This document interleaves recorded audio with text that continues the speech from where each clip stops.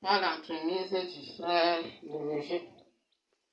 Nous, on se connaît depuis 2001 quand je faisais le stage à l'Assemblée nationale. On s'est perdu de vue, chacun est allé de son côté, mais on s'est retrouvés l'année dernière au niveau de Polytech. On a encore échangé les contacts. Et dernièrement, je voulais appeler en fait mon collaborateur qui s'appelle Jules. Je tombe sur lui. Parce que lui s'appelle Jules Ongolo et moi je l'ai appelé Jules Méni.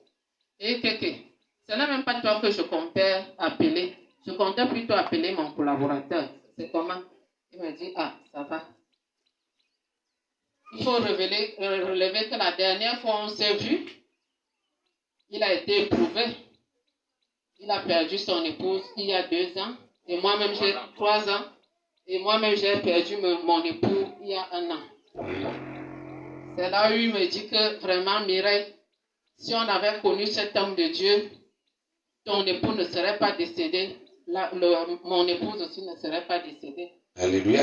On s'est dit seulement que bon, c'est Dieu qui a voulu que ce soit ainsi. Quand il dit oui, personne ne peut dire non. Et quand il dit non, personne d'autre ne peut dire oui. C'est comme ça donc que je lui dis que j'ai ma fille qui a des problèmes. Et les problèmes, vous allez m'excuser, peut-être je serai un peu long dans mon témoignage. Il faut que je vous dise un peu dans quelles circonstances, comment Dieu fait ces choses. Alléluia. C'est comme ça quand mon époux meurt donc le 2 juin 2020. Il était avec les enfants ici à Yaoundé. Quand il meurt, j'ai dit donc qu'il faut qu'on rentre à Evodoula parce que moi je travaille à la mairie d'Evodoula. Et toujours dans les merveilles de Dieu, 1 mois et demi après son décès, jour pour jour, on me nomme à la mairie comme secrétaire général. Alléluia. Oui. Donc, je suis là comme secrétaire général actuellement. Ça fait donc que quand il meurt, je suis obligée de rentrer avec tous les enfants à Evodoula. Mais ma fille aînée, c'est la fille de mon mari. Parce que dire aînée, c'est pas moi, c'est la fille en fait de mon mari. Il m'a donné 2 enfants en mourant. Il m'a dit que 16 enfants, ce sont les tiens.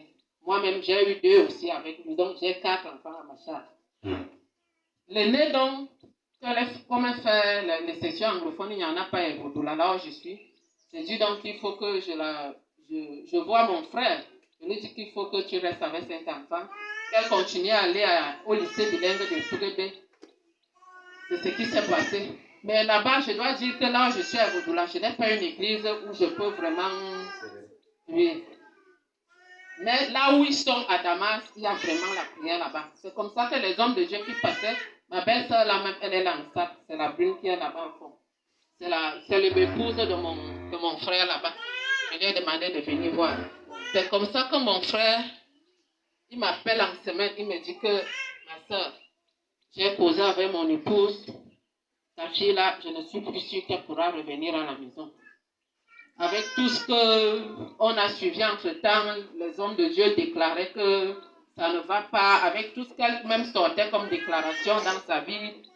Elle parlait des choses vraiment qui ne sont pas vraies, des choses un peu qui sortaient de l'ordinaire. Qui sortaient de l'ordinaire. C'est donc comme ça qu'elle lui dit que moi-même à ta place, j'aurais fait la même chose, mais je ne désespère pas. Je sais que le Seigneur est au contrôle. Malgré toutes les difficultés que nous rencontrons dans la vie, le Seigneur a un plan pour chacun de nous. Ça va. Yes. C'est donc comme ça que je prends directement. Quand il m'appelle la semaine dernière, c'était jeudi, je prends attache avec Jules. Je dis ok, je viens à la prière là, ce dimanche.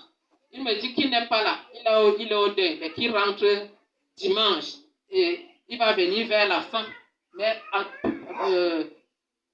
entre-temps, il avait déjà vu quand même l'apôtre pour lui dire qu'il y a le secrétaire général des Boudola qui sera là. Je suis donc arrivé ici dimanche. Ceux qui m'ont vu ont vu comment on nous a appelés là-bas avec mon bataillon.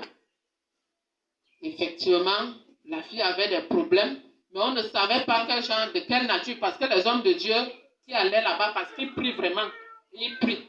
Les hommes de Dieu qui allaient là-bas faisaient des déclarations, mais ne parvenaient pas vraiment à déceler de quoi est-ce qu'il est exactement question.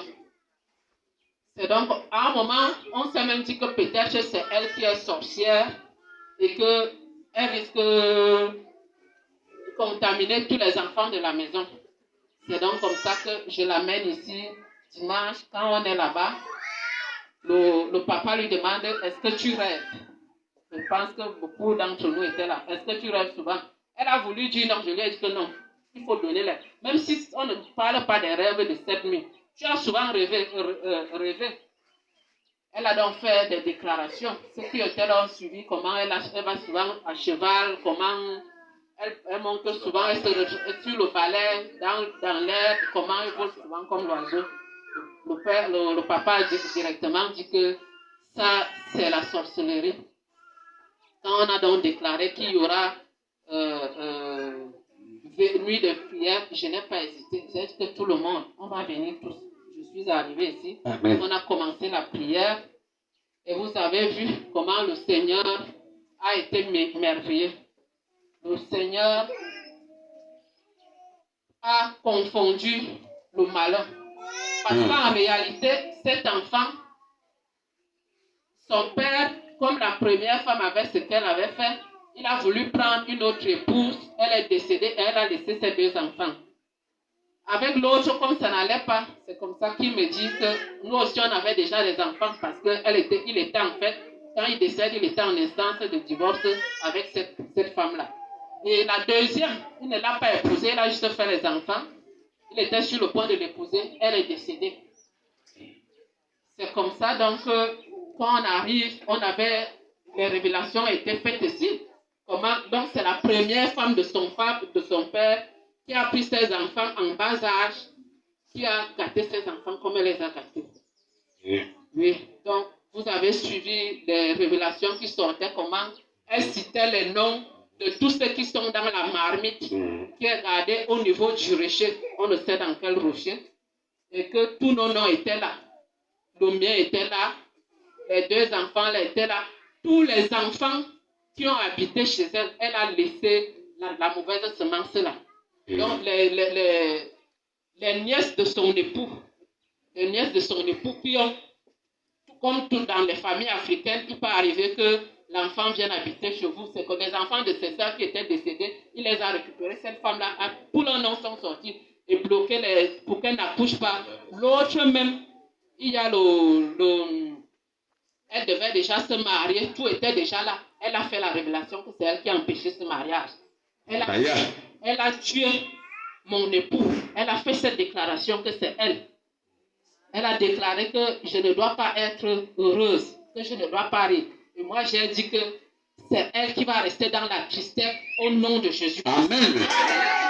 Oui, elle va rester éternellement dans la tristesse. Le malheur ne sera plus jamais mon partage au nom de Jésus. Amen. Donc, elle a fait cette révélation que nous étions attachés. Oui, il y avait 7 nœuds. Chacun, son père, elle a tué son époux. Elle a tué mon mari, ils n'étaient plus ensemble. Elle a fait tout ce qu'elle a fait pour les enfants. Elle a enlevé les enfants les cheveux de la petite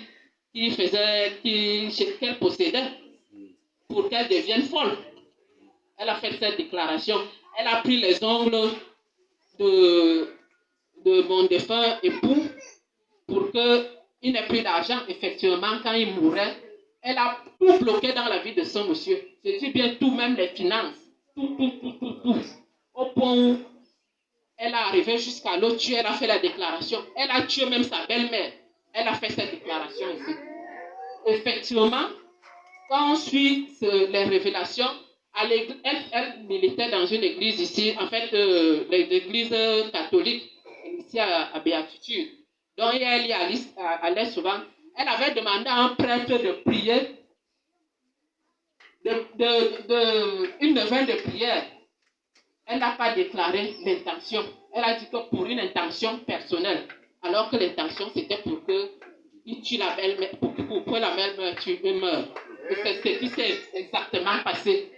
Et quand le prêtre, après, pendant l'homélie, quand la maman décède à 84 ans, elle avait 84 ans, il dit que je ne peux pas porter les péchés de cette maman qui est décédée. j'ai une révélation à vous faire. Je ne vous fais pas ça cette nuit. Je vais vous faire le lendemain. Elle était en salle à l'église, là, elle a disparu, la femme là.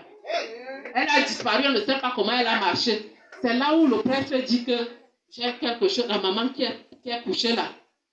Sa belle-fille était venue me voir pour une neuvaine de prière, mais elle ne m'a pas révélé l'intention.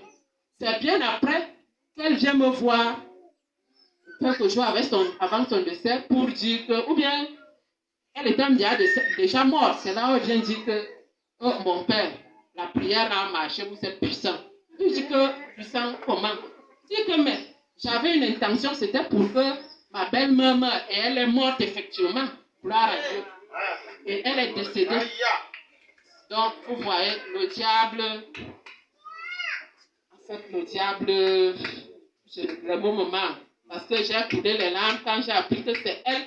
J'avais des soupçons parce qu'elle faisait des déclarations, bon, c'était allé dans ce sens, mais je ne pouvais pas imaginer que c'est vraiment elle qui l'a fait. Parce qu'elle a dit qu'il était question qu'il ne prenne pas une autre femme. Il fallait qu'il reste, qu'il souffre éternellement. Et que le sourire, je ne devais pas avoir le sourire. Donc, le Seigneur est miséricordieux. Je lui rends grâce. Vous voyez comment cet enfant a été délivré. Si je ne la voyais pas chez mon frère, on serait toujours nous serons toujours, on n'aurait vraiment pas la solution. Et il faut voir, les voies de Dieu sont insondables. Les voies de Dieu sont insondables. Il faut voir comment, et c'est par là que toute la délivrance de la famille va passer. Alléluia!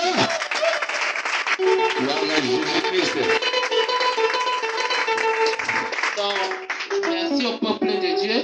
C'est vrai que moi, comme je vous ai dit, j'habite Evodoula. Je viendrai prier ici de temps en temps avec vous. Je ne vais pas abandonner. Je dois dire aussi que j'ai déjà fait beaucoup d'églises. À un moment, j'ai dit que je suis fatiguée. Parce que j'arrive là, on me baptise. J'arrive là, on me baptise. J'arrive là, on me baptise. Et c'est ce monsieur qui m'a convaincu.